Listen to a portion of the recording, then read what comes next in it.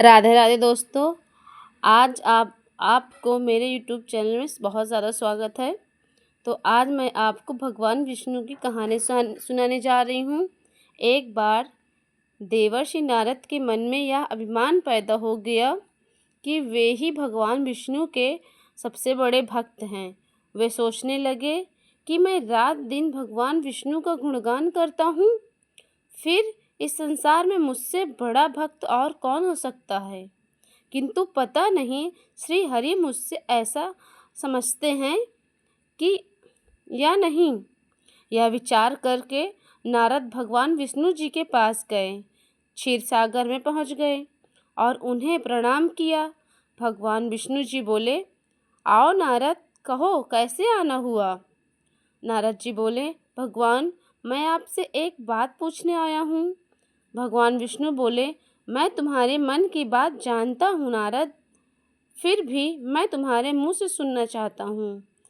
नारद ने कहा, हे देव, मैं जीवन भर आपका गुणगान करता हूँ। हर पल मुझे बस आपका ही ध्यान रहता है। आप मुझे यह बताइए कि मुझसे भी बड़ा अन्य कोई भक्त है इस संसार में। भगवान विष्णु समझ तो पहले ही गए थे कि नारद को अपने भक्ति पर अभिमान पैदा हो गया है, किंतु अपने मन की बात छुपा कर वो बोले, नारद, इस प्रश्न के लिए तुम्हें मेरे साथ मृत्यु लोक चलना पड़ेगा। नारद जी बोले, ठीक है भगवान, मैं आपके साथ मृत्यु लोक चलने को तैयार हूँ। भगवान विष्णु नारद जी को लेकर मृत्यु लोक चल पड़े। धरती पर पहुंचकर दोनों ने किसान का वेश धारण किया और एक गांव के किनारे बने एक झोपड़ी के पास चल पड़े। विष्णु जी बोले, नारद, मेरा एक बहुत बड़ा भक्त इस कुटिया में रहता है। आश्चर्य है, क्या मुझसे भी बड़ा इस आश्चर्य है क्या मुझसे भी बढ़कर भक्ति किसी की हो सकती है। नारद के मुख से निकला, क्या वो भी मेरी तरह आपका ध्यान लगाए रहता है। तब भगवान विष्णु ने कहा, आओ स्वयं ही जान लोगे। तब भगवान विष्णु और नारद जी उस कुटिया की ओर बढ़ गए। किसान उस समय अपनी कुटिया के बाहर अपनी गाय को बांध रहा था। उसके मुख से हरि हरि गोविंद का स्वर निकल रहा था। किसान वेशधारी विष्णु के निकट जाकर नारायण नारायण कहा तो किसान ने विनीत स्वर में पूछा कि आप कहाँ से आए हैं, मेरे लिए कोई सेवा हो तो निसंकोच बताइए। तब भगवान विष्णु ने कहा, हम नगर जा रहे हैं पर अंधेरा घिरने लगा है।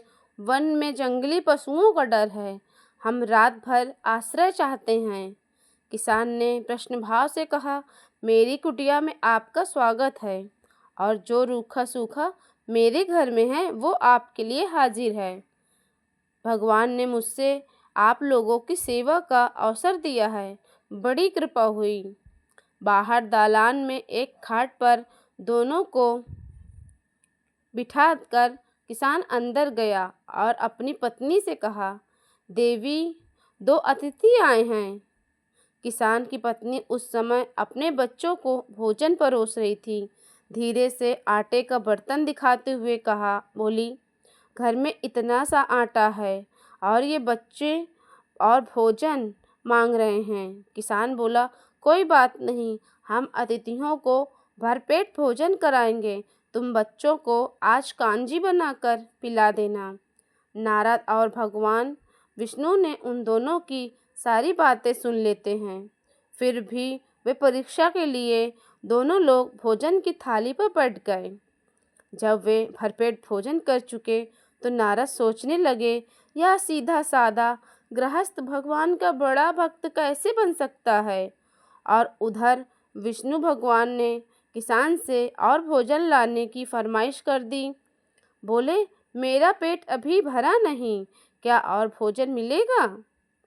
तब किसान रसोई में गया और पत्नी से पूछा, कुछ और भोजन बचा है क्या। तब पत्नी बोली, बच्चों के लिए कांजी बनाई है, बस यही शेष है। भगवान विष्णु और नारद जी वे भी पी गए। किसान और उसके परिवार को भूखे ही सोना पड़ा। भूखे बच्चे माँ का आंचल थाम कर कह उठे, माँ नींद नहीं आ रही है, मुझे बड़ी जोर से भूख लगी है। पिताजी ने उन अतिथियों को कांजी भी क्यों पिला दी? किसान ने बच्चे को के सर पर हाथ फेरते हुए कहा, अतिथि को भोजन कराना भगवान विष्णु के समान है, भोग लगाना है। बाहर दालान में दोनों अलग अलग बिस्तरों पर ले थे।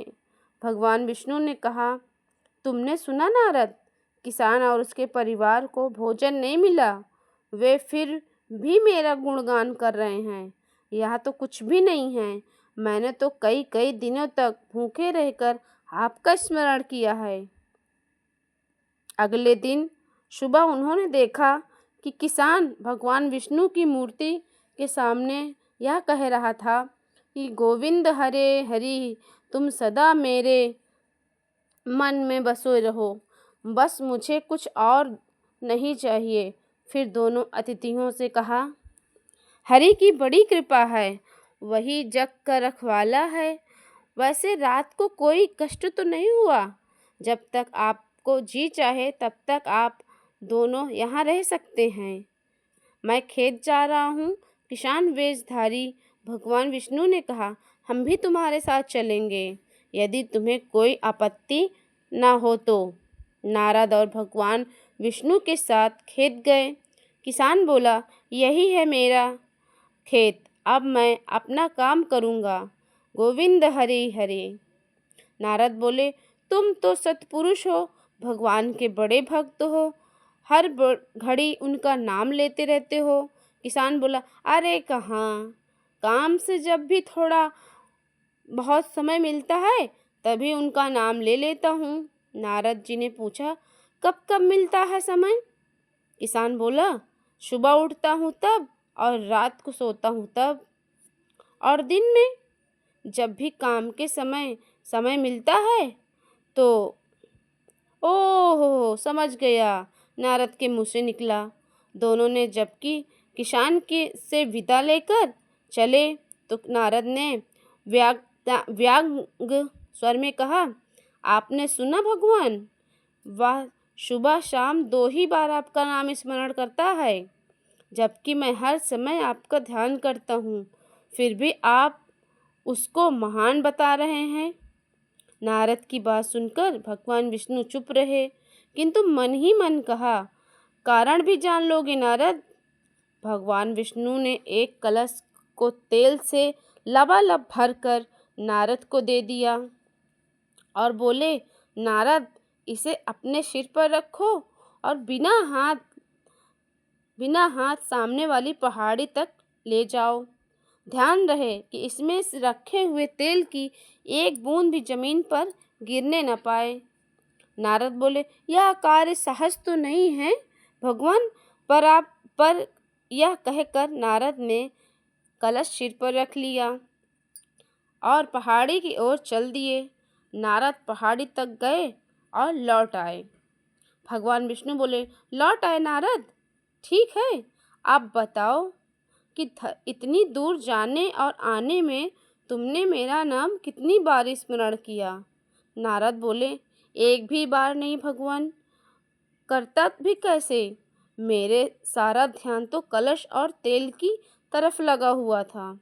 तब भगवान विष्णु बोले, तुम्ही वो किसान दिन भर कठिन परिश्रम करता है, फिर भी दिन भर में 2-4 बार मेरा नाम ले ही लेता है, और तुम एक बार भी मेरा स्मरण नहीं कर पाए। भगवान विष्णु की बात सुनकर नारद के अंतर्मजस्सु खुल गए। वे श्री हरि के चरणों में गिरकर बोले, मान गए प्रभु जी, जो संसार के झंझटों से भी रहकर आपका स्मरण करते हैं, वे ही आपके सच्चे भक्त हैं। आपको ये वीडियो अगर पसंद आया हो तो वीडियो को लाइक कर दीजिएगा और शेयर कीजिएगा। अगर चैनल पर नए हैं तो चैनल को सब्सक्राइब कर दीजिएगा और एक प्यारा सा एक छोटा सा श्री हरि विष्णु जी की कमेंट ज़रूर करिएगा। तो ये बृहस्पति देव की कथा कैसी लगी ज़रूर कमेंट में बताइए।